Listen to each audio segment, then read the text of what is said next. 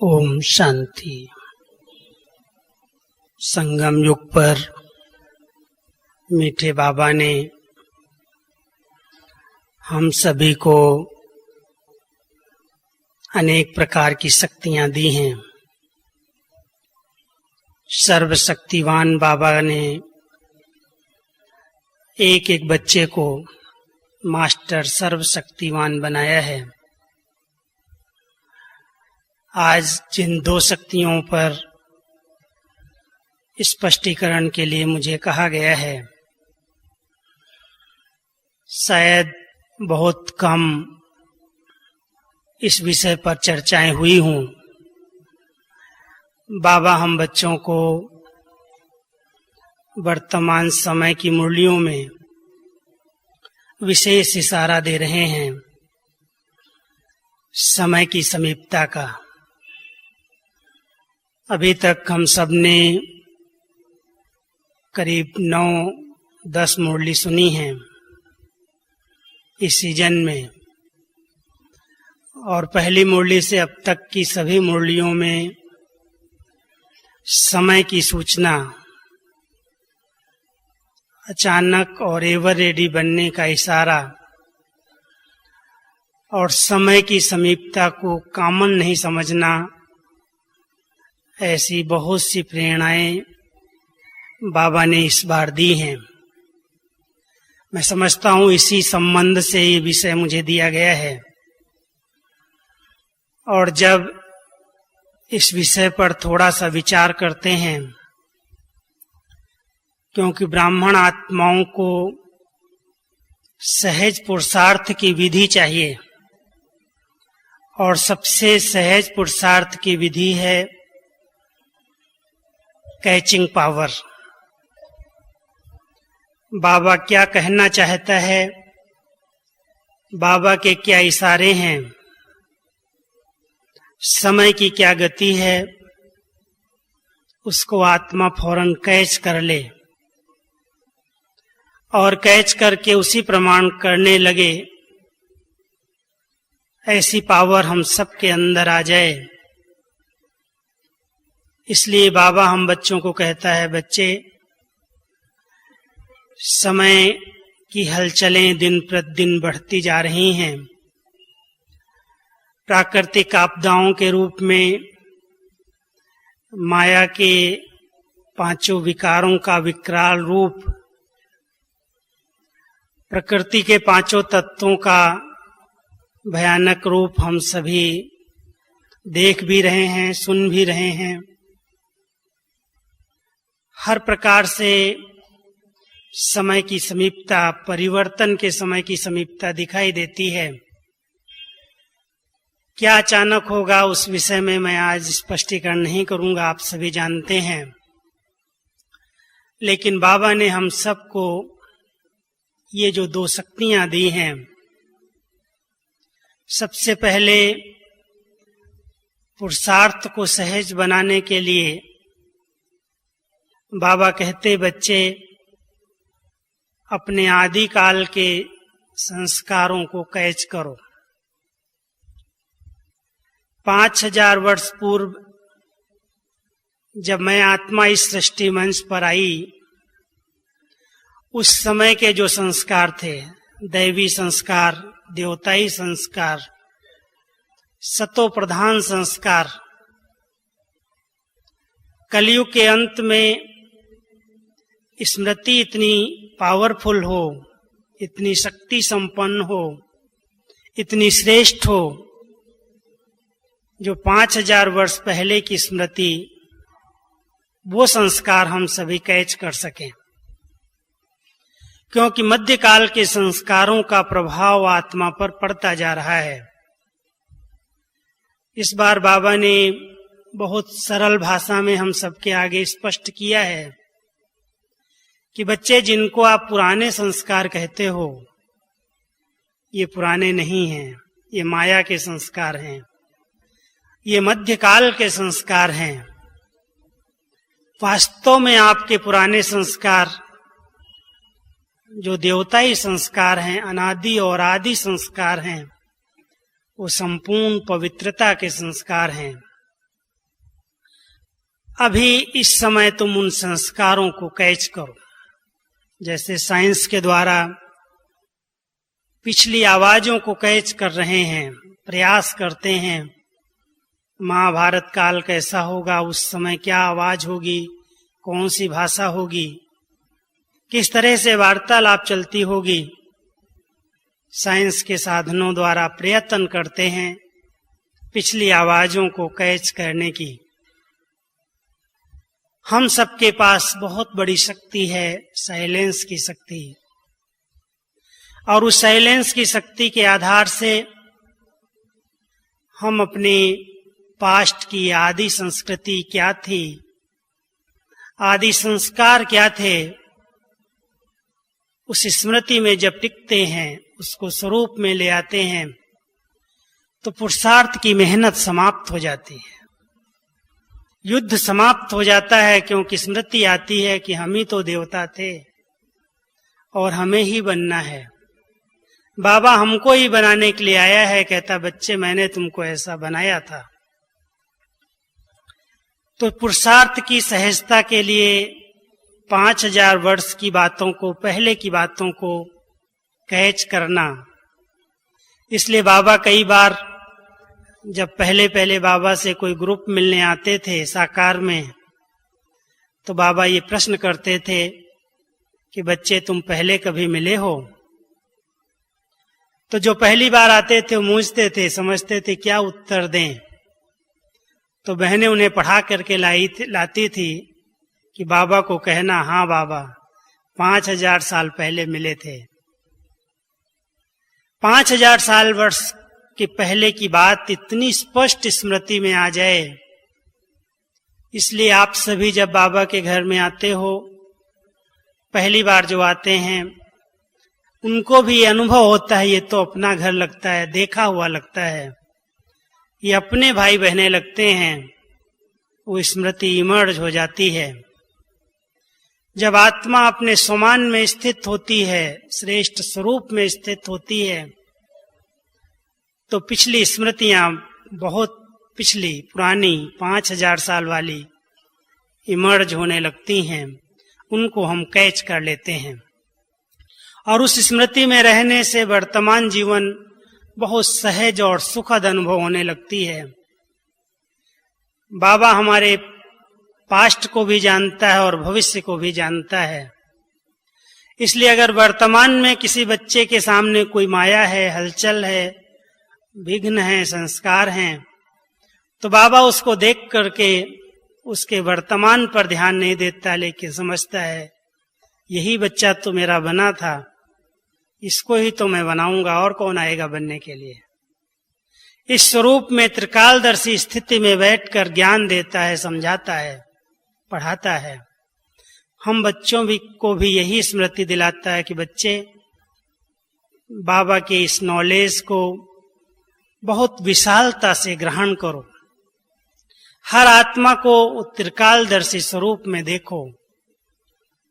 भल वर्तमान समय किसी संस्कार के स्वभाव के वश परवश है, अधीन है, लेकिन पास्ट में यही देवता बनी थी और भविष्य में फिर से बनने वाली है। इस स्मृति को जागृत कर देता है। साथ साथ बाबा की डायरेक्शंस, 3 बातें बाबा ने इस बार मुरली में कही थी, आप सबने ध्यान दी होगी। श्रीमत, डायरेक्शन और इशारे। साकार बाबा की मुरलियों में हम सबको श्रीमत बहुत स्पष्ट रूप से मिली हुई है। जब से हम बाबा के बने, जन्म हुआ, तब से लेकर के अब तक कैसे रहना है, कैसे चलना है, कैसे व्यवहारिक जीवन में आना है, हर प्रकार की श्रीमत साकार में बाबा ने दे दी। बीच बीच में अव्यक्त वतन से हम सबको, जैसे डायरेक्टर एक्टर्स को डायरेक्शन देता है, अगर कोई एक्टर बीच में गलत एक्शन कर दे, ठीक एक्शन न हो रही हो, तो बीच बीच में इशारा कर देता है। तो बाबा के डायरेक्शंस भी हम सबको मुरलियों के माध्यम से अव्यक्त रूप में भी मिल रहे हैं। और इशारे सिग्नल्स इतने स्पष्ट रूप से, जैसे बीच बीच में जब ट्रैफिक होती है तो सिग्नल्स लगे होते हैं, या कोई पुलिस ऑफिसर, पुलिस वाला खड़ा होता है इशारा करने के लिए, यहाँ पर ब्रेक दे दो, यहाँ रुक जाओ, इधर चले जाओ, इधर आ जाओ। इशारे से काम करता है। बाबा भी अभी वतन में बैठ करके हम सभी को अव्यक्त इशारे दे रहा है, और कैसे इशारों को हम समझ सकें, उसके लिए किन किन बातों को ध्यान पर रखने की जरूरत है। श्रीमत तो सभी ब्राह्मणों के आगे स्पष्ट है, क्योंकि बाबा ने बहुत अच्छी तरह से हर बात की श्रीमत दे दी है। डायरेक्शन को कोई कैच कर पाता है, कोई नहीं कैच कर पाता है, और इशारों को कैच करने के लिए बहुत क्लीन, स्वच्छ और साफ बुद्धि चाहिए, कैच कर सके बाबा क्या चाहता है। कभी भी उन कैचिंग में अपनी मनमत या परमत मिक्स न हो। बाबा जैसा चाहता है आत्मा उसी तरह से कैच कर सके, उसके लिए आज कुछ बातों पर ध्यान देने की जो आवश्यकता है उस पर हम आपका ध्यान खिंचवाएंगे, क्योंकि बाबा हम सबको इशारे बहुत दे रहा है, और इतने गुप्त इशारे दे रहा है क्योंकि समय की समीपता के अनुसार, माया की तमो प्रधान स्टेज के अनुसार बाबा को पता है कि बच्चों के आगे हर पल पेपर आते हैं, कोई न कोई रूप में परीक्षाएं आती हैं, और उन परीक्षाओं को पार करने के लिए बच्चों को इशारे की जरूरत है। लेकिन वो इशारे कैच कर सकते हैं, इतनी बुद्धि धैर्यवत है, इतनी बुद्धि एकाग्र है, इतनी स्थिर है, इतनी अव्यक्त बनी है जो अव्यक्त इशारों को कैच कर सके। अगर व्यक्त भाव में हम हैं, हम फुल बॉडी कॉन्शियस में हैं, देहाभिमान में हैं, और बाबा अव्यक्त रूप में हमें इशारा कर रहा है, बच्चे ये रॉन्ग है, ये राइट है, ये करना है, ये नहीं करना है, हम बाबा के इशारों को कैच नहीं कर पाएंगे। इसलिए बाबा हम सबको कहता है, बच्चे पहले अपनी बुद्धि को असोचता बनाओ, अधिक सोचने की आदत नहीं रखो। कई बच्चे छोटी छोटी बातों को बहुत सोचते हैं, बहुत विस्तार में चले जाते हैं, और इतना विस्तार कर लेते हैं जो फुल स्टॉप लगाने में मेहनत लगती है।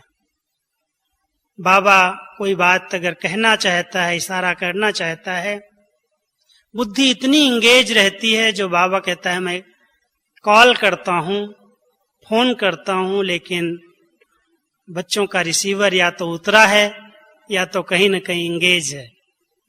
इसलिए मेरी टचिंग, मेरी बातों को, इशारों को बच्चे कैच नहीं कर पाते। और आप हम सभी जानते हैं कि अगर कोई कैच न कर पाए क्या होगा।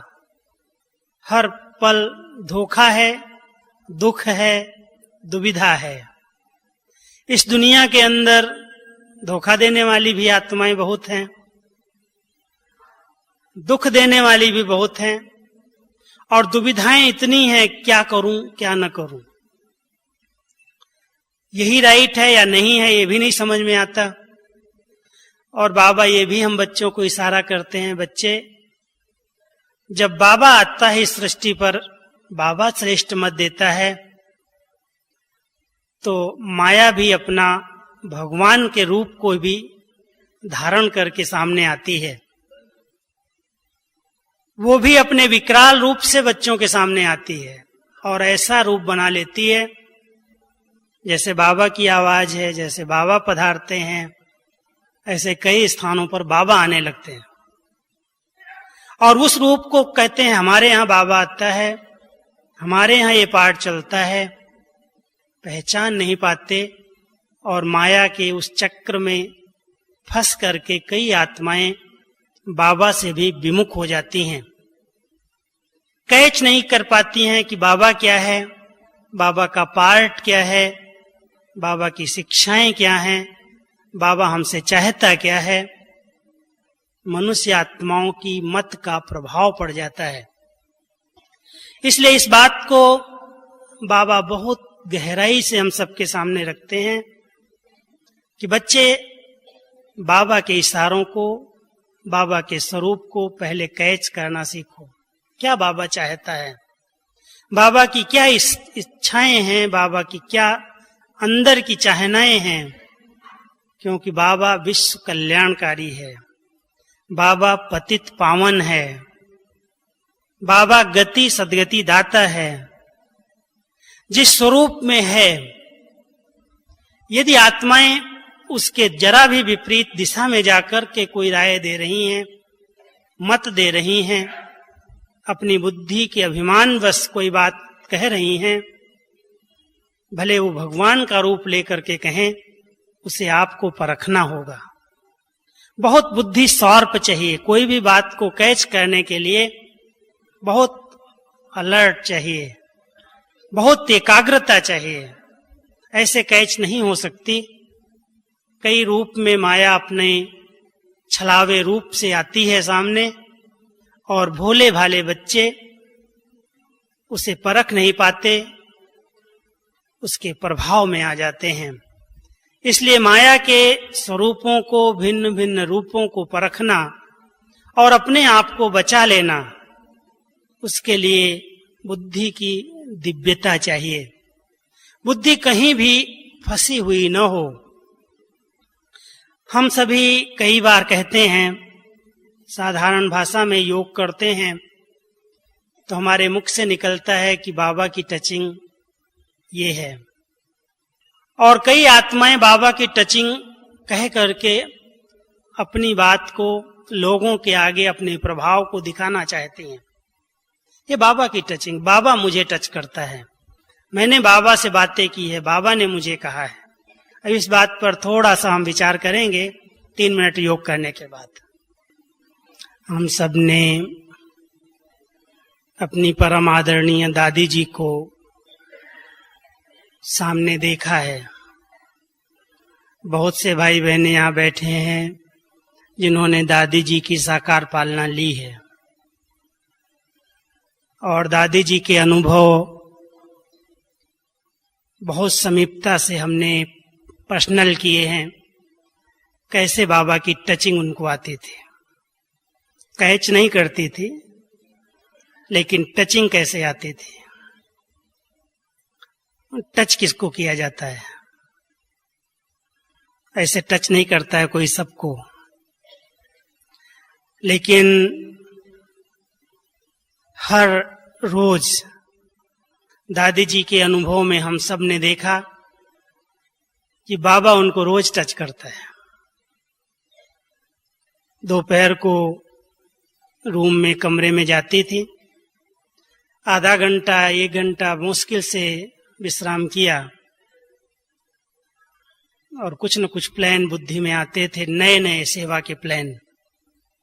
और उसी समय मुझे बुलाती थी कि आज मुझे बाबा ने ये कहा है, ये टच किया है, अभी लिखो, ये सबको भेजो।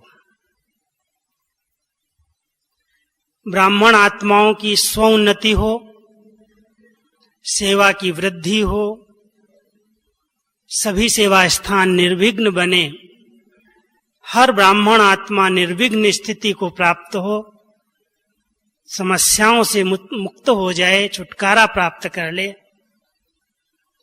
दादी जी को इसके विषय में रोज बाबा की टचिंग्स आती थी, और बाबा उनको ऐसी ऐसी नई नई युक्तियां, ऐसी प्रेरणाएं देते थे जो फौरन कार्य कर लेती थी। बाबा ने कहा करो, लिखो।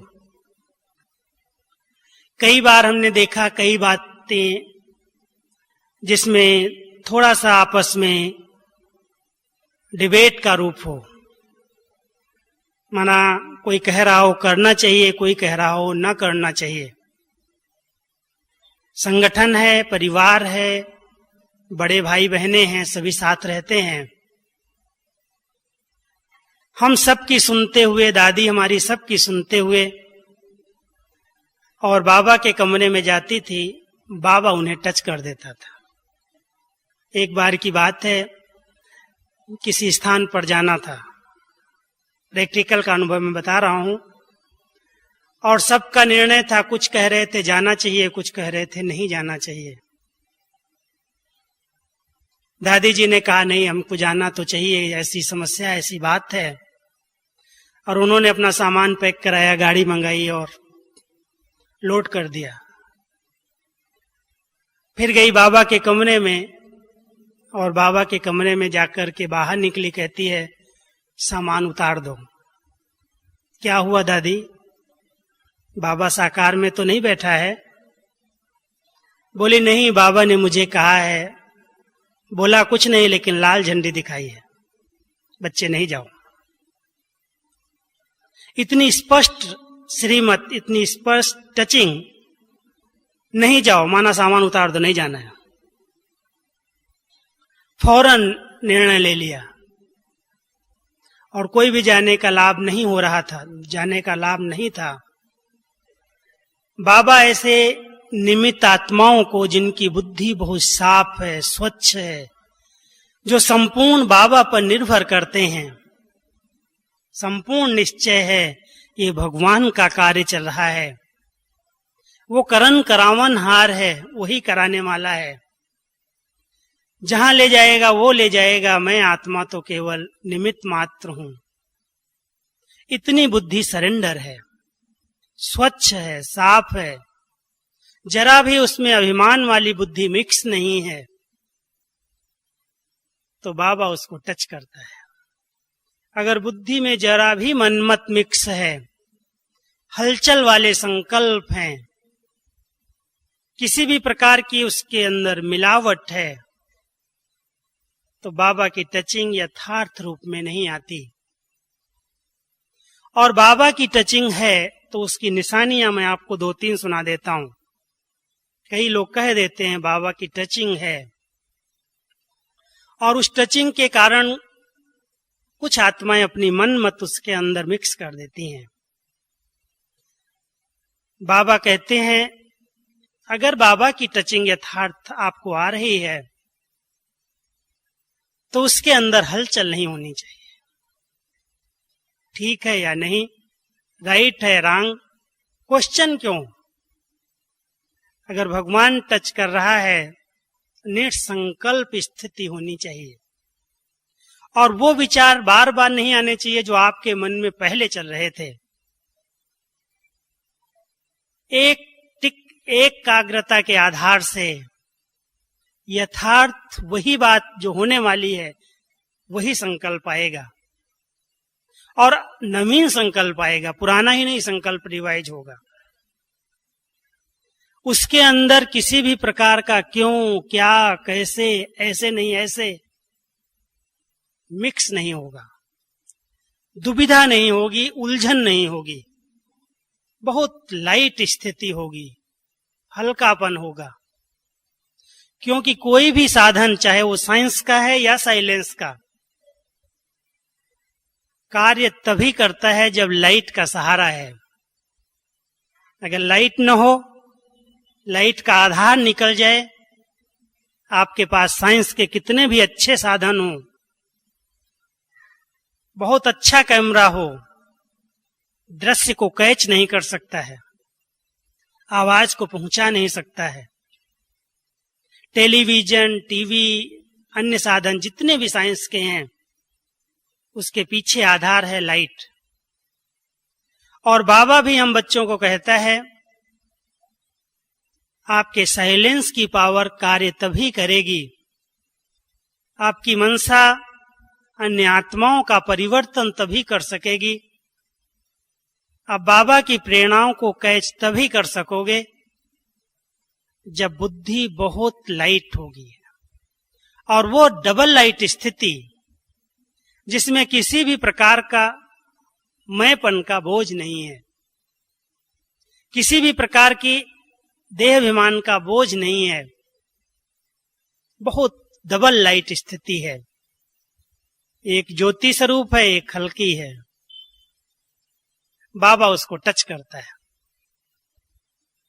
दूसरा, जैसे साइंस वायरलेस के थ्रू कार्य कर रही है, इतनी दूर दूर की चीजों को कैच करने के लिए वायर बिछाने की जरूरत नहीं है, वायरलेस कार्य कर रही है।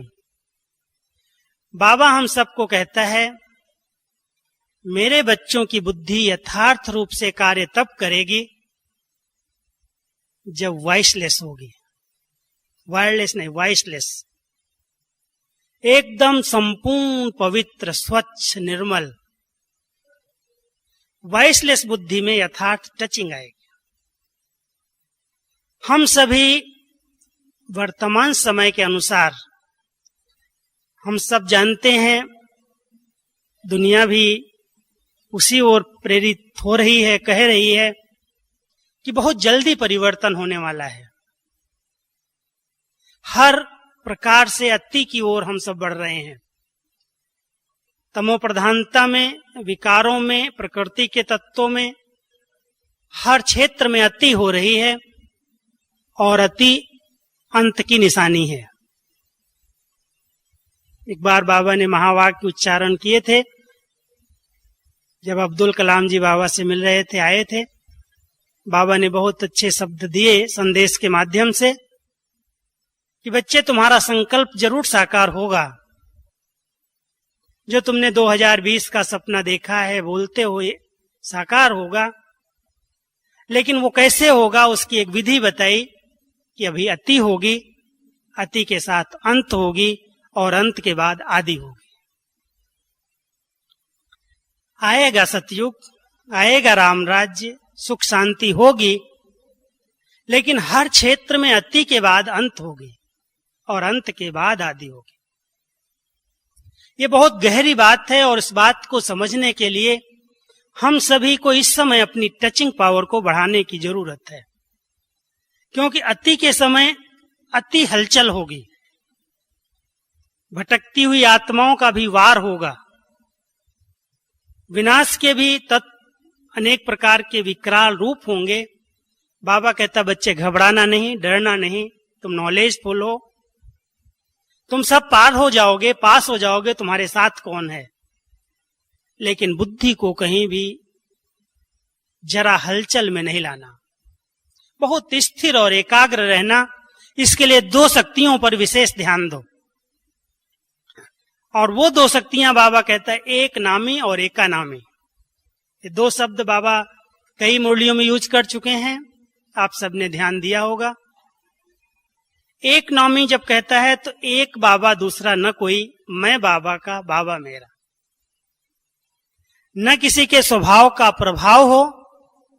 कई आत्माएं एक दूसरे के प्रभाव में बहुत जल्दी आ जाती हैं, देहधारियों के प्रभाव डाल देती आत्मा, या प्रभाव डाल देगी या अपने दबाव में ले आएगी।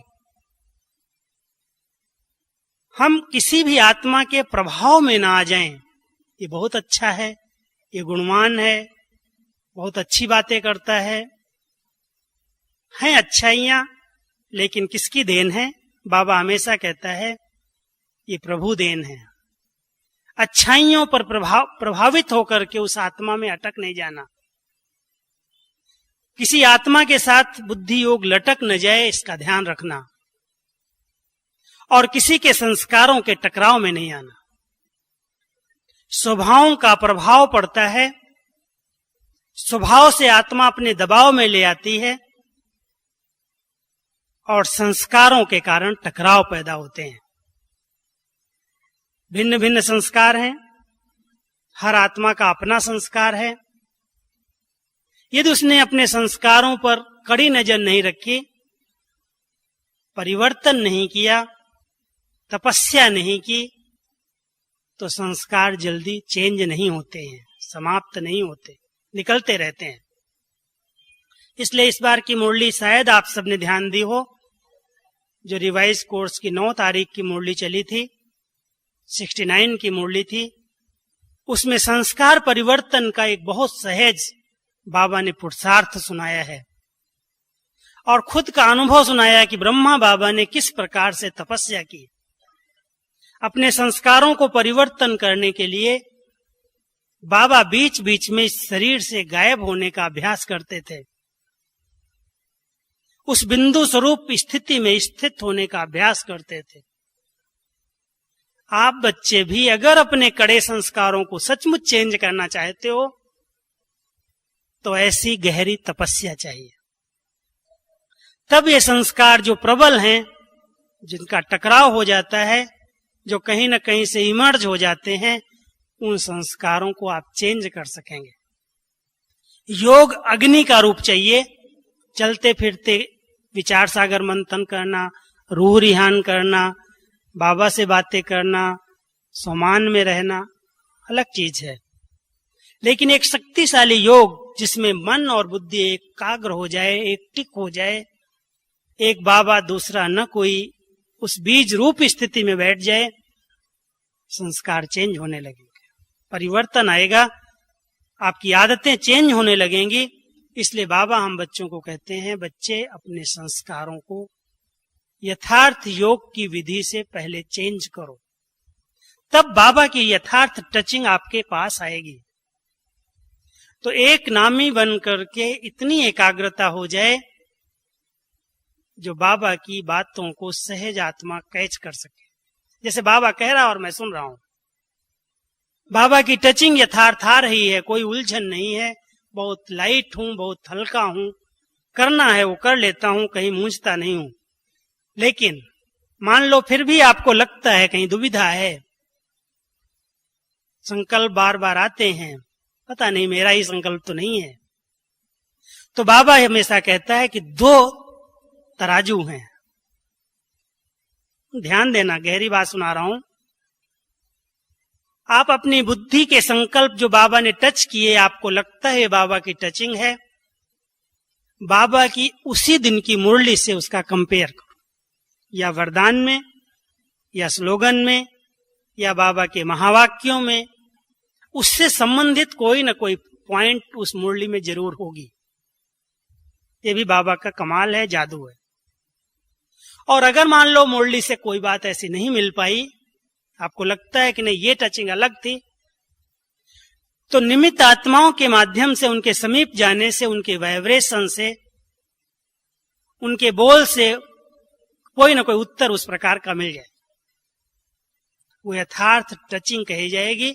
मुझे टचिंग आई और उसने हाँ में हाँ मिलाई, जैसे सपोर्ट दे दिया।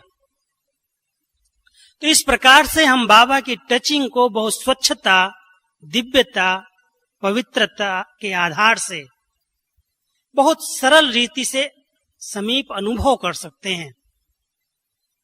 तो कई बार जब निमित्त स्वरूप में हम रहते हैं, निमित्त हैं, कोई भी प्रकार का न अपमान का कोई भान है, कोई अपमान मेरा कर गया, और न कभी अभिमान आता है कि मेरी बुद्धि बहुत अच्छी है, मेरी प्लानिंग बहुत अच्छी है, मेरी टचिंग्स बहुत अच्छी हैं।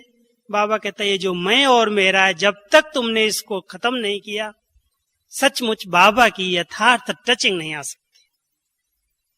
और अगर कोई टचिंग आई है तो उसमें देखो मेरा कल्याण है, इसमें अन्य आत्माओं का कल्याण समाया हुआ है।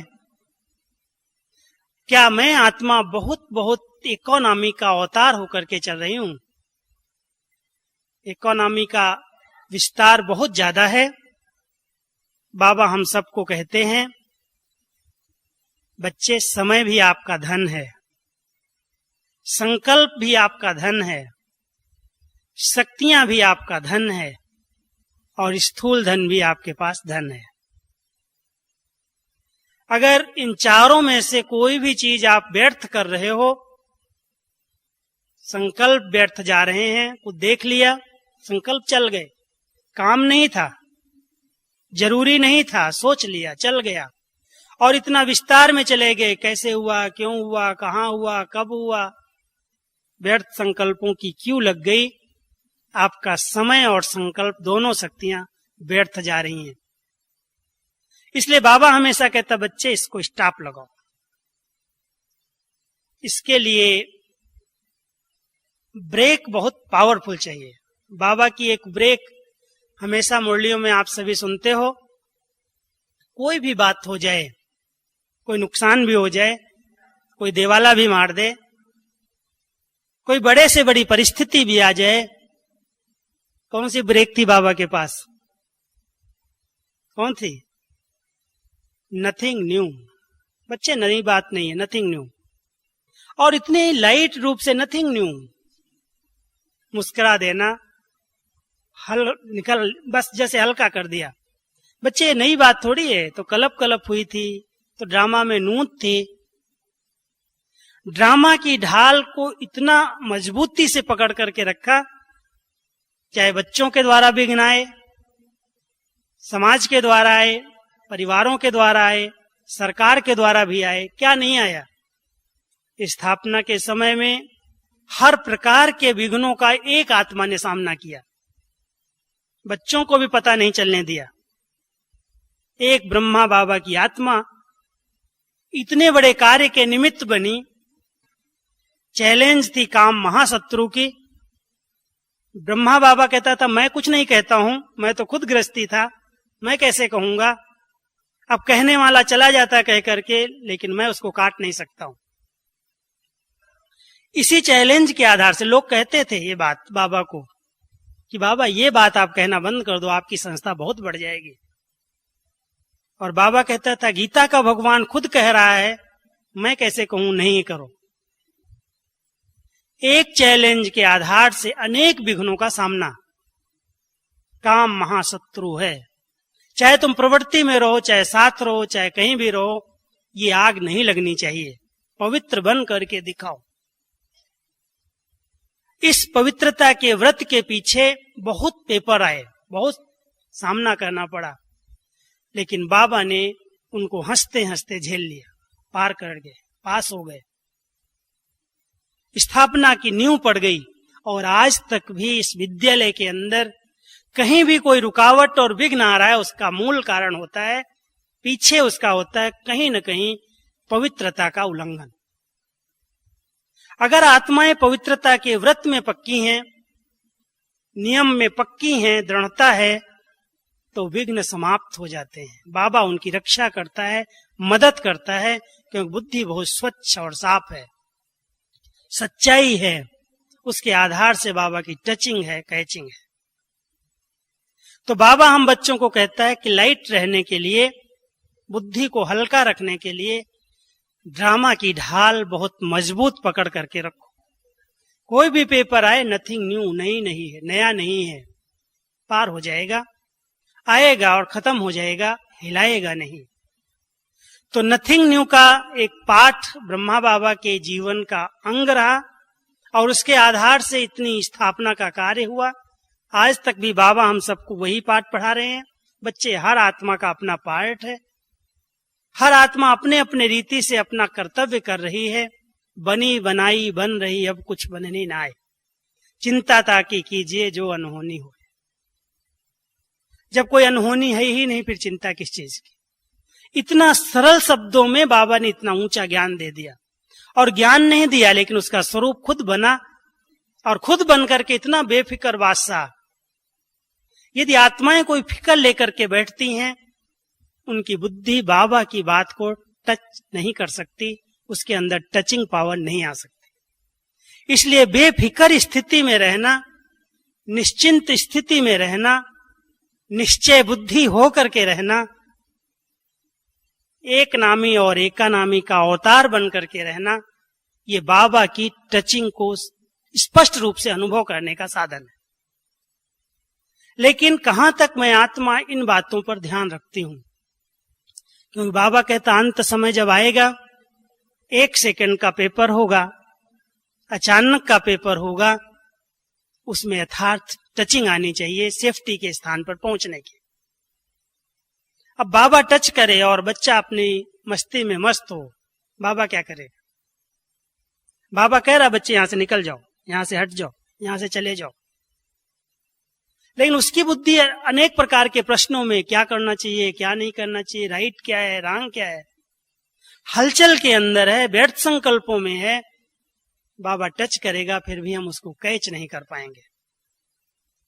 इसलिए बाबा हम बच्चों को कहता है, बच्चे बहुत शुद्ध बुद्धि बनाओ, असोचता बनो, बहुत निर्संकल्प स्थिति में स्थित रहने का अभ्यास करो, ड्रामा की ढाल को सामने रखो और बाबा से बहुत प्यार का सच्चा संबंध रखो। अगर स्नेह है, सच्चा संबंध है, बुद्धि बहुत साफ और स्वच्छ है, बाबा उसको हमेशा प्रेरित करेगा, टच करेगा, और जहां सेफ्टी होगी, जहां फायदा होने वाला होगा, अपने आप कहेगा बच्चे इधर चलो, इधर नहीं इधर जाओ। ऐसा साथी जो आज बाबा ने कहा ना, बच्चे कंपेनियन बनाते हैं लेकिन कंपेनियन छूट जाता है, अब मुझे कंबाइंड समझो। कितनी अच्छी बात थी। कंपेनियन भी अलग हो सकता है लेकिन कंबाइंड है तो अलग नहीं हो सकता। तो संगम युग पर हम सभी बाबा के साथ कंबाइंड रहना सीखें। लेकिन कंबाइंड तभी रहेगा, कब रहेगा?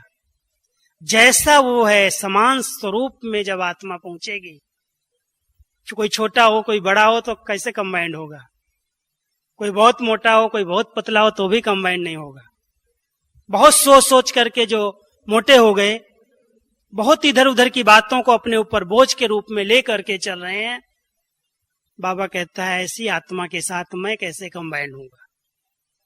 इसलिए जैसे बाबा पावन है, जैसे बाबा लाइट है, जैसे बाबा बहुत निश्चिंत रूप में बेफिक्र वासा है, बाबा कहता है मेरे बच्चों को संगम युग पर मैं ऐसा समान बनाना चाहता हूं।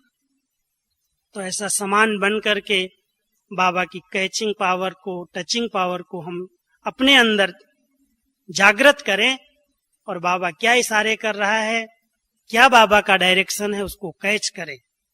सेफ्टी है हर प्रकार से। कोई भी आत्माओं को भी हम परख सकेंगे, क्योंकि आत्माओं के बहुत वैरायटी रूप हैं।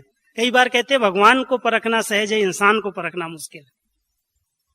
इसलिए हर आत्मा के अंदर क्या चल रहा है, वो किस भाव से सामने आया है, सेंटर पर भी किस लक्ष्य से आया है, ये क्या बात चाहता है, इसकी चाहनाएं क्या हैं। जब हम सबकी बुद्धि इतनी स्पष्ट, स्वच्छ और साफ होगी, हम सामने वाली आत्मा की विचारधाराओं को, उसके वाइब्रेशंस को परख सकेंगे, और परख करके सेफ भी रहेंगे और उसकी इच्छाओं को भी पूरा कर सकेंगे। तो हर आत्मा की क्या आवश्यकताएं हैं, क्या चाहनाएं हैं, क्योंकि कलयुग के अंदर बहुत वैरायटी स्वरूप से आत्माएं अपना रूप बना करके सामने आती है। तमो प्रधान सृष्टि है। कोई धोखा देने के लिए आता है, कोई छलने के लिए आता है, कोई कुदृष्टि रख करके आता है, ज्ञान लेने के लिए, भक्ति का फल लेने के लिए तो बहुत थोड़ी सी आत्माएं आती हैं। अब उन आत्माओं की उसी तरह से परख करके पालना की जाए, इसके लिए अपनी बुद्धि की दिव्यता, अपनी बुद्धि की सच्चाई, अपनी बुद्धि का कनेक्शन बाबा के साथ रहे। इसलिए ध्यान रखना कि बुद्धि किसी भी प्रभाव में प्रभावित न हो, और बुद्धि में किसी के गुण दोष, ये विशेषता है ये अवगुण है, वो नोट न हो। हैं सबके अंदर, कोई विशेषताएं भी हैं तो कोई बुराइयां भी हैं, कमजोरियां भी हैं। बाबा कहता बच्चे संगम युग पर तुम इन सब से मुक्त हो जाओ, बाबा हवाले कर दो। जो जैसा है बाबा जाने, वो आत्मा जाने, उसका पार्ट जाने। जब हम सभी अपनी बुद्धि को इतना निर्मल, इतना स्वच्छ, इतना पवित्र, इतना एकाग्र बना लेंगे, तो बाबा की टचिंग ऊपर से आएगी, और वही होगा जो बाबा चाहता है। ये कोई भी कर्मेंद्रियां कोई अलग कार्य कर ही नहीं सकती, बाबा की चाहना के बिना कुछ भी नहीं कर सकती आत्मा। तो हम सभी संगम पर अपने पुरुषार्थ को सरल बनाएं, अपनी बुद्धि को स्वच्छ बनाएं, और ध्यान रखें सदा शुद्ध संकल्पों में रमण करते रहे। शुद्ध संकल्पों का जो खजाना है हम सबको बाबा ने अथाह दिया है। मुरली शुद्ध संकल्पों का खजाना है। खूब पढ़ो, बार बार पढ़ो, खूब अच्छी तरह से चिंतन करो, जितनी बार समय मिले बार बार मुरली का अध्ययन कर लो। बुद्धि शुद्ध संकल्पों के खजाने से भरपूर हो जाएगी, और अशुद्धता का अगर वार भी होने वाला होगा तो शुद्धता की शक्ति उस वार को समाप्त कर देगी। तो वर्तमान समय की आवश्यकता है बाबा की पावर्स को, बाबा की जो अंदर की इशारे हैं उनको कैच करो, और कैच करके अपने आप को सुरक्षित करके अन्य आत्माओं को सुरक्षा प्रदान करो। ओम शांति।